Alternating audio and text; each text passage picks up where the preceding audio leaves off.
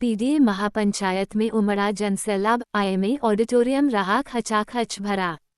Doctor Anees bag के नेतृत्व में सामाजिक न्याय, संविधान और भाईचारे का दिया गया संदेश।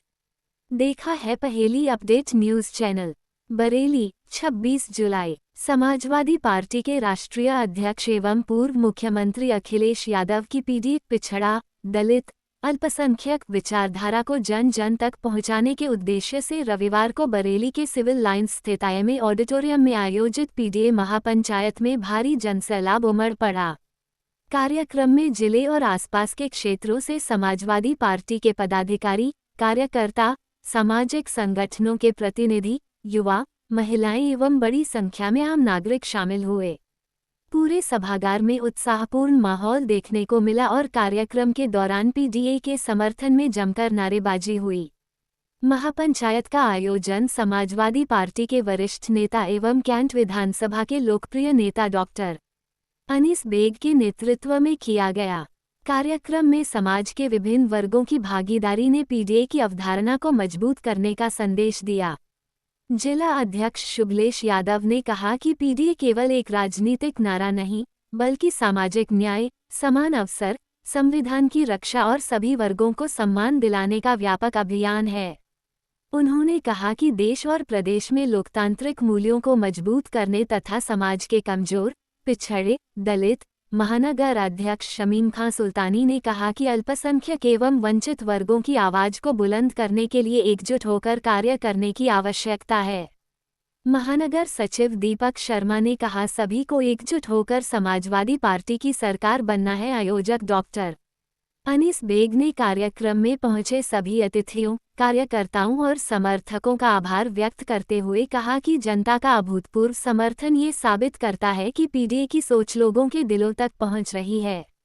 उन्होंने कहा कि समाजवादी पार्टी हमेशा सामाजिक न्याय, भाईचारे और संविधान की रक्षा के लिए संघर्ष करती रही है और आगे भी जनता के हितों की लड़ाई पूरी मजबूती से लड़ी जाएगी।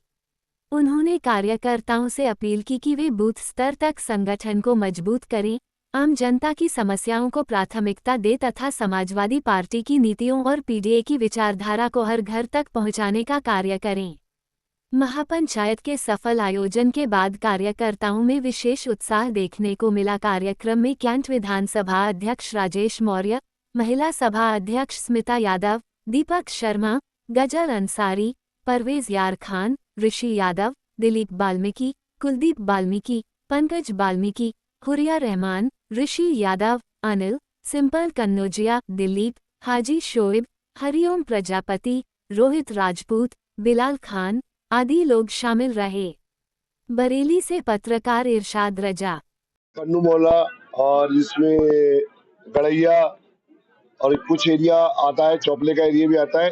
इस एरिया की क्योंकि हम लोग जोन वाइज काम कर रहे हैं, बूथ वाइज काम कर रहे हैं, तो इस जोन की हमने आज पीडीए महापंचायत बुलाई है। पिछले लगभग 20 दिन से हम रोजाना गोष्ठी कर रहे हैं और रोजाना गोष्ठी करके हम लोग वहाँ जा रहे हैं, लोगों के बीच में जा रहे हैं, लोगों को जुड़ रहे हैं। तो उसके लिए ही हम लोग जो है, जब पूरी गोष्ठी पूरी हो जाती है तो हमारी महापंचायत होती है। पहले हम लोगों ने कैंटोनमेंट में करी थी महापंचायत, उसके बाद मणिनाथ में बहुत बड़ी महापंचायत करी, फिर सुभाष नगर में बहुत महापंचायत करी। आज जोन 4 रखा है हमने, इसका नाम जोन 4 की महापंचायत है। तो आज सब लोगों ने, आप देख रहे हैं कितना ढेर सारा प्यार डॉक्टर अनीस बेग को दे रहे हैं। बताइए बस इतनी। अरे और पूछ खत्म हो गया क्या कह रहे हैं? देखिए आज मोनिका जी, आपने इससे पहले भी कवरेज किया था और जो पूरे जोन 4 में देखा गया है, मैं जब गया घर घर लोगों से जुड़ा, लोगों की परेशानी सुनी, लोगों के सुख दुख सुने, तो उसमें महिलाएं काफी परेशान है और खास तौर से आदमी तो परेशान है ही खाली, लेकिन महिलाएं इस सरकार में बहुत परेशान है।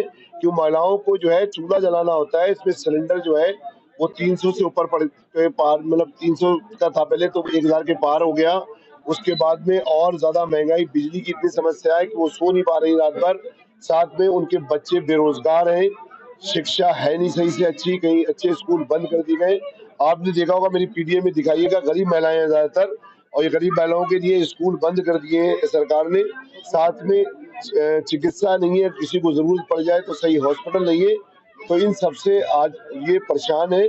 और इसलिए इस बार जो है देखिएगा, ये महिला ही शक्ति डॉक्टर अनीस बेग को कैंट से विधायक बनाएंगी और महिला ही शक्ति हमारे राष्ट्रीय अध्यक्ष अखिलेश यादव जी को उत्तर प्रदेश का 27वां मुख्यमंत्री बनाएंगे। डॉक्टर साहब, धर्मेंद्र प्रधान ने इस्तीफा दिया है, तो इसको किस तरीके से देखते हैं? बहुत बड़ा बदलाव हुआ है और मैं समझता हूँ कि जैन जी की जो आवाज है और जो युवाओं की, मैं हमेशा से कहता हूँ युवाओं की सुनना चाहिए, उनकी बातों को इग्नोर नहीं करना चाहिए, क्योंकि युवा आज देश का इतना ज्यादा परेशान है, उसको रोजगार चाहिए, उसको नफरतें नहीं चाहिए।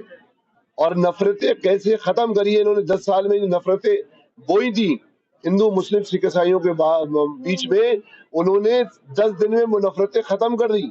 और वहां पर देखा होगा हमने, हर युवा, वहां चाहे हिंदू हो, चाहे मुस्लिम हो, चाहे सिख हो, चाहे ईसाई हो, वहां सबसे पहले इंसान था, देशभक्त था, उसके बाद में वो एक हिंदू या मुसलमान था। तो उन्होंने 10 साल की जो इन्होंने नफरतें बोई थी, बीजेपी ने वो सब खत्म कर दी उन्होंने।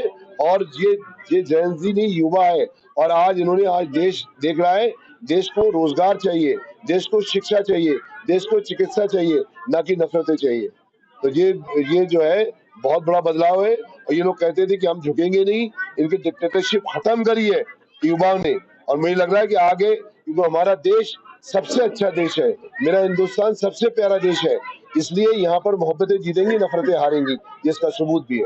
अंतर पर जो धरना प्रदर्शन हुआ, तो कहीं ना कहीं आप उसको किस तरीके से देखते हैं कि उस धरना प्रदर्शन के दौरान चंदा चोरी जो राम मंदिर का मामला था, वो कहीं ना कहीं जो है दबता हुआ नजर आ रहा है, तो उस पर क्या कहेंगे? देखिए, दो डिफरेंट मुद्दे हैं।